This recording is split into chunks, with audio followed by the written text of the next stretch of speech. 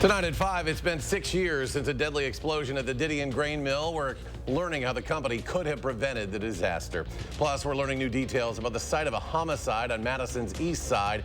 And the debt limit deal faces its first test as lawmakers weigh in on the details, the hurdles that lawmakers face to pass the agreement. You're watching News 3 Now at 5. And new at 5 tomorrow marks 6 years since the deadly explosion at the Didion Milling grain mill in Columbia County. It was May 31st, 2017. We watched and waited with the community of Cambria as first responders rushed to the facility. 5 people were killed, 14 others injured in that incident. The U.S. Department of Labor determined the explosion was caused by dust hazards that could have been prevented if industry safety protocols had been followed. Today, years later, Didion still hasn't paid over $1.8 million in federal fines. Our Catherine Merck tells us why Didion says that has not happened. Catherine. Well, Eric, Didion appealed those fines back in 2017, saying at the time they didn't agree with the violation categories and expected the appeal to take about a year. As of today, OSHA still considers the case open as Didion continues to contest those fines. The incident is also the subject of a federal case that saw multiple Didion executives indicted last year.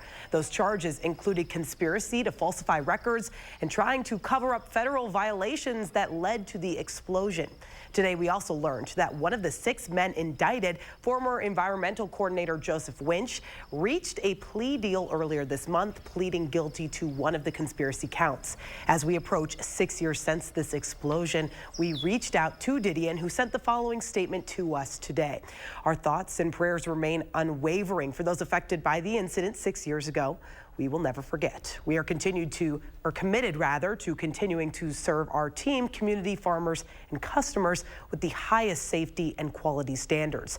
In that same message to us today, Didion says the appeals process is ongoing, which is why the over $1.8 million fine hasn't been paid yet. Catherine, thank you. Let's get a look now at your first warn forecast. Chief Meteorologist Gary Kinalte out on the weather patio. A little toasty today, Gary. Yeah, those temperatures continue to climb by a couple of degrees each day. Humidity levels still aren't too bad. Let's take a look at visible cloud track, and you can see most of Wisconsin in the clear. Starting to see just a few buildups of clouds over southeastern Wisconsin, and then a band of clouds to our north and west. And that's where there has been some precipitation. On Doppler track, you can see a line of showers and thunderstorms extending from far northwestern Wisconsin down to about the Twin Cities and into central portions of Iowa.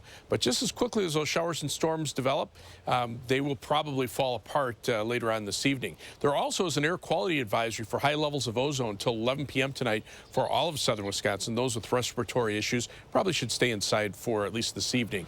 Low temperatures this morning, a few degrees warmer than the previous night. 51 the overnight low in Madison, 55 Milwaukee. Most areas were in the 40s and 50s, but current temperatures are well into the 80s. A few places close to 90. In fact, La Crosse did hit 90. They're at 89 right now. Here in Dane County, Madison at 86. It's 89 degrees in Cross Plains and 87 degrees in Stoughton. Look for skies to be partly cloudy early this evening and then turn mostly clear by late evening, with temperatures dropping only to the lower 70s by that point. Later on, I'll take a look at our chances for hitting our first 90-degree high temperature in Madison this year, and also the prospects for rain. Gary, thank you. New tonight, the DNR is warning of elevated fire risks as these temperatures rise across much of the state. Right now, most of the state, 58 counties, are under a high fire risk. That's out of 72 counties. The DNR and fire departments responded to more than 90 wildfires across the state just last week alone. Officials say greener foliage has helped crews quickly stop those fires, but recent dry weather and the lower humidity have raised the fire risk. To prevent more fires from sparking, the DNR plans to suspend burn permits for areas that are under that increased fire threat. Now to Portage, where firefighters responded to multiple flare-ups at the Columbia County Recycling and Solid Waste Center over the holiday weekend. Crews were called to the center once on Sunday morning, then twice yesterday to put out the flames. This comes after a massive fire broke out last Wednesday, the second at the facility this month. Several buildings and equipment were damaged. In Richland County, police are investigating a suspicious death at a campsite in Cazenovia. First responders were called to the Bunker Hill Campground off County Highway I for an unresponsive man last Thursday. They determined the man was dead and say circumstances surrounding the man's death are suspicious. No further details were released, but investigators say there is no threat to the public. It's been about a week since the man was shot and killed outside of Lush on Madison's east side. New scanner audio obtained by News 3 now paints a picture of a chaotic scene, something neighboring businesses and police alike say is not uncommon. Braden Ross joins us with more. Braden? Yeah, police records show officers have been called to Lush nearly 36 times in the last 6 months. The calls have come for everything related to burglary, to battery, and of course, most recently, a weapons offense turned homicide. Neighboring businesses told me Lush has had issues with violence and disturbances since it opened, and the parking lot is often littered with broken bottles and other trash the morning after an event. It's an issue Madison Police Chief Sean Barnes says his department has been aware of for a while and even tried to mitigate before last weekend's incident happened. Now he says they're ready to take further action. You have some responsibility to ensure that it is a safe environment for your customers. And if you can't do that, then unfortunately there are some civil remedies that we will be looking forward to. Barnes says police have served a temporary restraining order on Lush to halt operations while they investigate the business. Now, Lush did not respond to requests for comment on the allegations, and police are still looking for any information related to last weekend's shooting. Braden, thank you. And fire crews are investigating a fire that left a family pet dead. This happened in Monona. They were called to the 5400 block of Pheasant Hill Road around 3 this morning for a report of a structure fire, and firefighters arrived to find a garage and camper engulfed in flames. That fire quickly spread to the house. The owners and one pet escaped safely, but a cat later died. Investigators believe the fire started in that garage, and damages are estimated at more than $750,000. We're learning new details about a Fitchburg shooting that happened yesterday. Shots were reported fired in the 2100 block of High Ridge Trail. This was about 7 last night. Police arrived to find 2 people with non-life-threatening gunshot wounds. Shortly after, though, a third man arrived at a hospital with serious gunshot wounds. The victims remain hospitalized but are said to be in stable condition. Officers believe the 3 were involved in some sort of fight before that shooting. Anyone with more information is asked to call Fitchburg Police. State Republicans have introduced new bills that would change Wisconsin's abortion ban by increasing the penalty for people who perform abortions. That means they could spend up to 12.5 years in prison if found guilty. Now, the bills would also specify medical procedures that would save a mother's life. They do not qualify as abortions. And Governor Evers is likely to veto the measures even if they pass the Republican-controlled legislature. College voters, they may have had the stereotype of being unengaged in the past, but in recent elections, they turned out strongly. So what does that mean as both parties gear up for next year's presidential election? Our political reporter, Will Keneally, has more. Will? Eric, college voters became a powerful force this spring, helping propel the liberal state Supreme Court candidate to victory. That's something that Republicans are taking a step back on to see how they can address that disparity. Wisconsin is a big problem. That's Cleta Mitchell, a conservative activist, speaking to the Republican National Committee. We don't have anything like that, and we need to figure out how to do that and how to combat that. That raised concerns among some, fearing conservative efforts of voter suppression on college campuses. Those tasked with driving up conservative turnout among young people aren't conceding winning the argument on principle, though. Historically, unfortunately, a lot of Republicans have kind of ignored college students. I tried to play a focus on that, particularly during my time as governor. Former Wisconsin Governor Scott Walker now runs Young America's Foundation, which advocates turnout among young people. He wants to win on the issues. Talking about fundamental freedoms, about standing up for individual rights, about talking about building an entrepreneurial-based economy, one that's built from the ground up. But Walker says he sees an even broader issue with how conservatives are playing to young voters. If conservatives are going to do well in statewide elections in the future, we've got to reach younger people sooner, not just in college, but even in high school and younger, to counter years of liberal indoctrination. The UW-Madison branch of Walker's organization has been known for bringing conservative speakers, often controversial, to campus. There's very clearly a bias towards a radical liberal point of view. And so the work I'm doing at Young America's Foundation and other groups like us is so important because we're trying to offer a counter.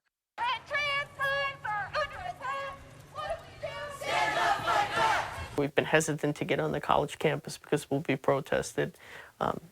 Wherever there are votes, there needs to be a presence of both sides. And I think in such a blue area, Republicans need to start fighting in every battleground. Brandon Malley, who leads the Dane County Republican Party, says it's about meeting the students where they are. If the Republican Party of Dane County, for example, is able to provide these groups on campus with like a social media budget, for example, you're talking about growing your reach and growing your army.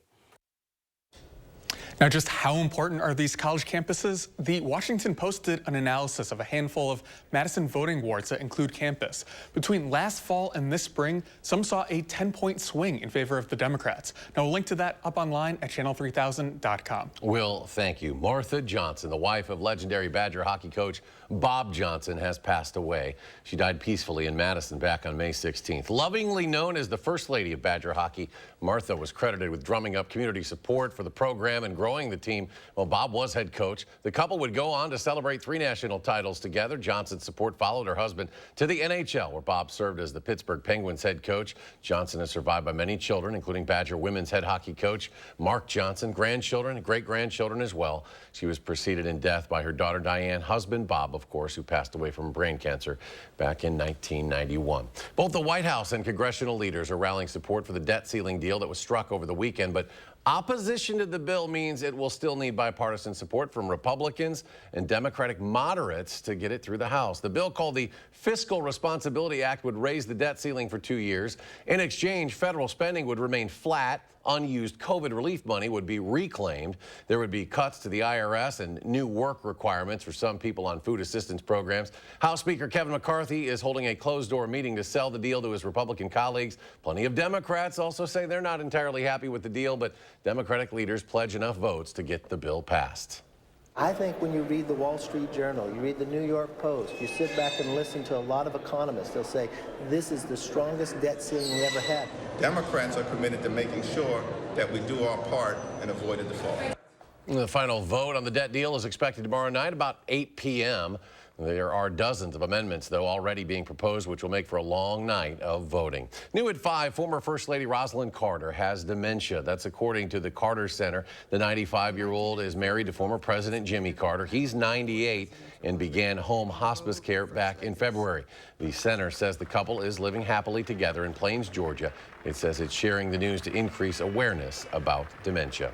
Next at 5, Gary has our latest complete forecast, plus a new device that could make it easier to keep track of your blood pressure. We'll have details after the break. And later, as the temperatures rise, more roadways might buckle. A new warning from the Department of Transportation. That's next hour on News 3 Now at 6. And a check of the markets after the extended holiday weekend. The Dow falls more than 50 points. The Nasdaq adds almost 42. The S&P mostly flat today. We'll be right back.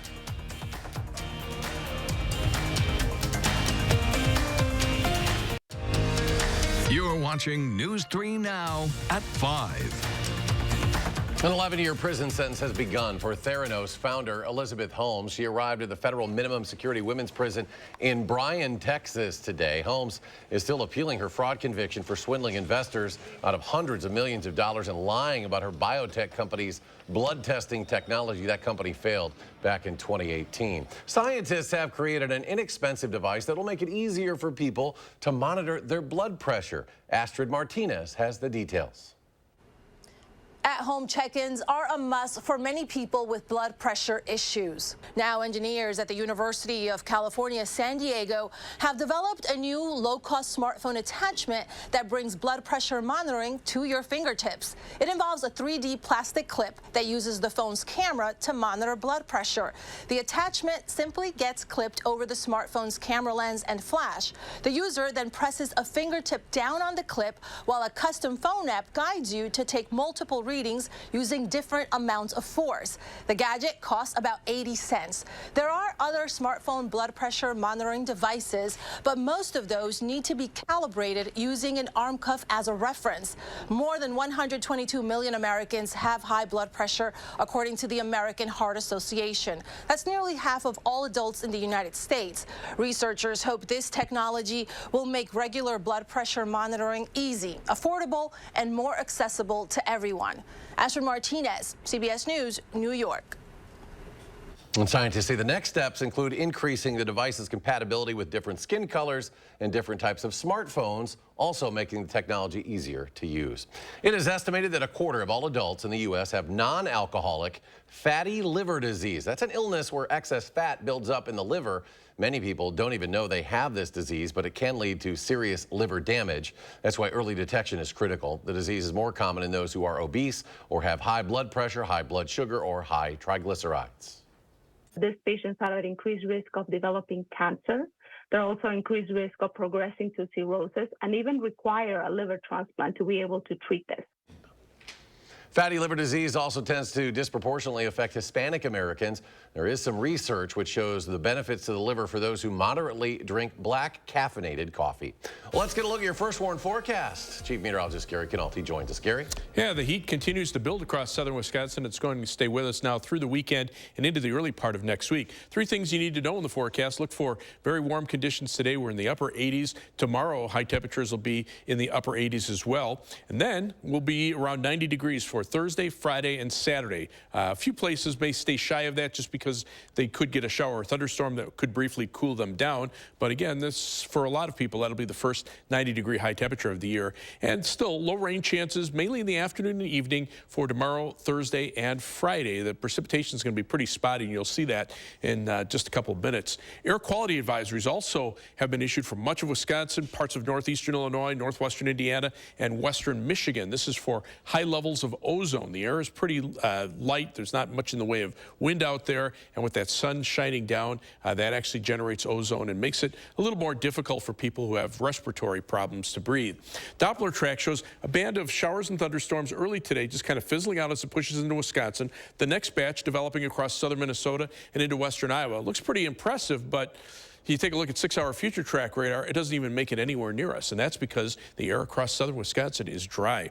In fact, future track precipitation, this takes into account those shower and thunderstorm chances the next 3 days, and you add that up, and most areas will probably see less than 1/10 of an inch of rain unless you get caught under a heavier shower or thunderstorm. Some areas could pick up a quick inch of rain, but they're going to be few and far between. And you look into next week, and we're seeing very little in the way of precipitation. Maybe a shower or thunderstorm chance on Monday afternoon of next week, but even some rain toward the end of the week will stay mainly to our north and west. So this is over the next 10 days, probably still looking at best around 1/4 of an inch generally through central Wisconsin and less than 1/10 of an inch here in the southern part of the state. Brown lawns are going to be more widespread as time goes on.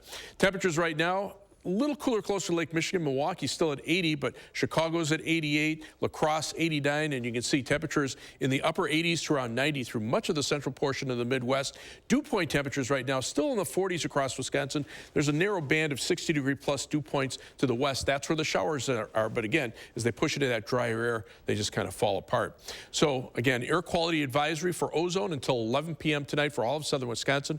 Planning your night in Dayton County, low of 62 Cross Plains, 61 Verona, and 62 in Brooklyn with mostly clear skies. Across the rest of southern Wisconsin, 59 Prairie du Chien, 57 in Camp Douglas, and 64 for the low in Janesville. Tomorrow, look for skies to be partly sunny, to be very warm with a high of 88, and a slight chance for an afternoon or evening shower or thunderstorm. This is about noon tomorrow. Watch how a few spotty showers and storms pop up, and then just as quickly, they fall apart. By 8 p.m., they're almost all gone. So this is going to be the case over the next couple of days. And notice temperatures at night staying in the mid-60s. Thursday, again, we're going to warm up close to 90 degrees. And boom, a couple of showers and storms pop up in the afternoon. They're just going to be spotty. Some areas could pick up an inch of rain. Other areas nearby, nothing at all. It just depends on where the showers or storms end up. 7 to 10-day forecast. Look for those temperatures to stay around 90 through the most of the weekend. And then early next week, temperatures will drop off a little bit after that slight chance for a thunderstorm on Monday afternoon. But still generally dry conditions, maybe a slight chance of a shower or storm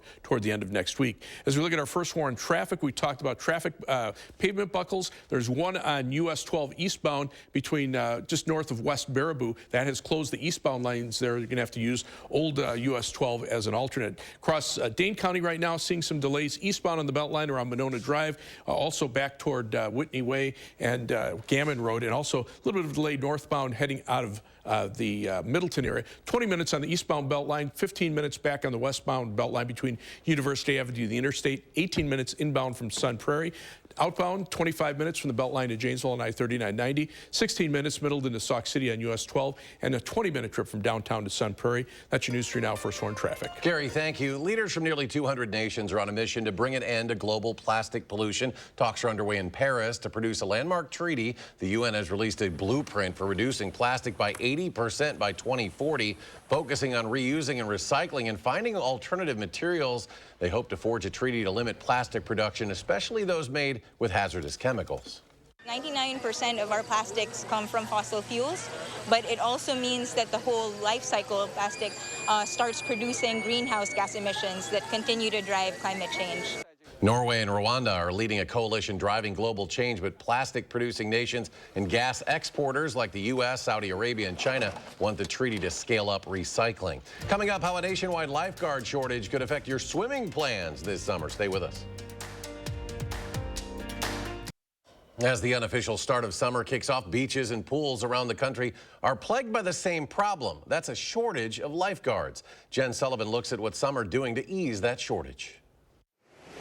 As beach and pool goers dive into the summer season, there's a deep issue facing many communities, a lack of lifeguards, and it could put your safety at risk. This is a real problem. It is important for people to keep in mind their own safety around the water. The American Lifeguard Association estimates close to half of the nation's public pools are impacted. The shortage is forcing cities to make tough decisions. There's really only two options. One is to just simply shut down your lifeguarded facility or beach venue, or two, which is to turn it into a swim at your own risk facility. Swimming at your own risk could have dangerous consequences. The CDC estimates about 4,000 people in the U.S. die from drowning each year, which is why lifeguards undergo extensive training in first aid. They're part of the EMS system, just like police, fire, and hospital rescue.